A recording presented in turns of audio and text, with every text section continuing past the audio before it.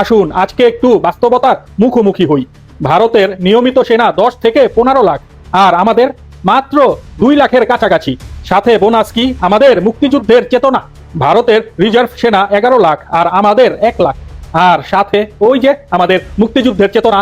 প্রতিরক্ষা বাজেট ভারতের 70 থেকে 80 বিলিয়ন ডলার, আর আমাদের মাত্র 5 বিলিয়ন ডলার। তবে হ্যাঁ, আমাদের কিন্তু একটা বিশাল অর্থ পাচারকারী স্কোর আছে। বিশ্ব সামরিক র্যাঙ্কিং এ ভারত আছে টপ 5-এ, আর বাংলাদেশ 30 থেকে 40-এর ঘরে হাবুডুবু খাচ্ছে। কিন্তু দিন শেষে আমাদের ডিফেন্স লাইনে কি আছে? 50 বছর পুরানো মুক্তিযুদ্ধের চেতনা। ওদের কাছে পারমাণবিক অস্ত্র আছে, আর আমাদের কাছে চেতনা ব্যবসায়ী। ওদের যুদ্ধ বিমান 2200-র অধিক, আর আমাদের গুটি কয়েক। ওদের বিমানবাহী রণতরী সহ 290+ নৌজাহাজ, আর আমাদের মেরে কেটে বড় জোর 100-র মতো। ওদের পারমাণবিক সাবমেরিন একাধিক, আর আমাদের সাবমেরিন মাত্র 2টা।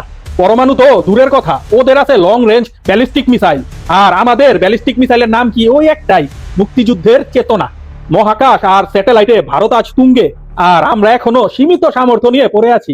দিন শেষে ভারত ঠিকই শক্তিশালী হচ্ছে, আর আমরা জনগণের টাকায় এসি রুমে বসে আমাদের এমপি সাহেবেরা শুধু চেতনার ফানুস উড়ায়, অথচ উনার এলাকার লোকরা আজ খাইতে পায় না। অস্ত্রের বদলে ফাপা বুলি। এই চেতনার ব্যবসা তোরা আর কতকাল করবি? জবাব দে।